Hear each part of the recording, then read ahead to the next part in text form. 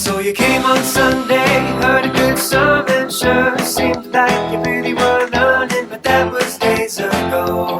And since that time, you've watched a lot of shows, heard a lot of news, read a lot of photo captions, maybe a book or two. You got the information overload blues, made you forget the good news, need to remember the good news. So let's check up, let's check up. Pull up a chair for the midweek checkup now. Welcome to the Midweek Checkup. My name is Lindsey Blair, and I'm joined by Gilles. This past Sunday, Pastor Jonah preached John 21, verses 7 through 22. He taught the mission of God is restoring our relationship with Him and each other. We do this by keeping Jesus as the center of who we are, feeding the ones He loves. I love how Jesus lovingly pursues the disciples and shows them what forgiveness means in such an intimate and personal way. He pursues us in the same loving and intimate way, inviting each of us into a beautiful, restored relationship with Him, one that changes our hearts and transforms us. Bobby, what stood out to you?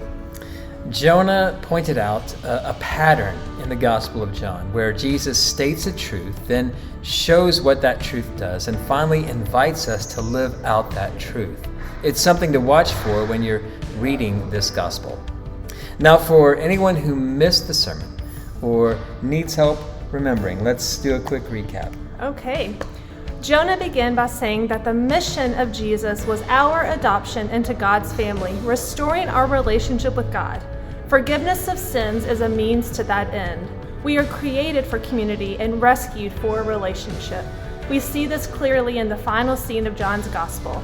The disciples are out fishing when Jesus comes to the shore calling out, "Friends, haven't you caught any fish?" When they obey his follow-up request to throw their nets to the other side, they catch an enormous haul of fish.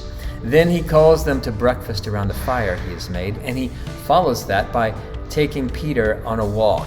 This is the first conversation between Jesus and Peter recorded in our Bibles after Peter denied knowing Jesus shortly before the execution. 3 times he asks, "Do you love me?" And when Peter replies yes, each time Jesus says, "Feed my sheep."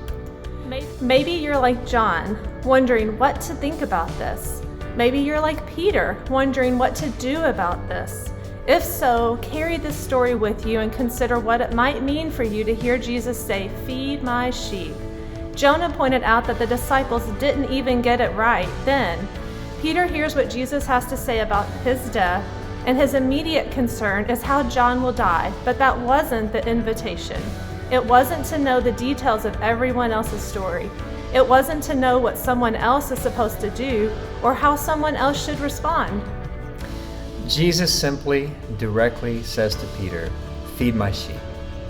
The mission of God is to restore our relationship with Him and each other.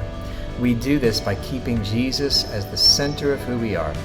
And we do this by focusing on feeding the ones Jesus loved, you and me. This Sunday, we'll look at what happens when our experience of Jesus becomes a transforming relationship, not just an idea.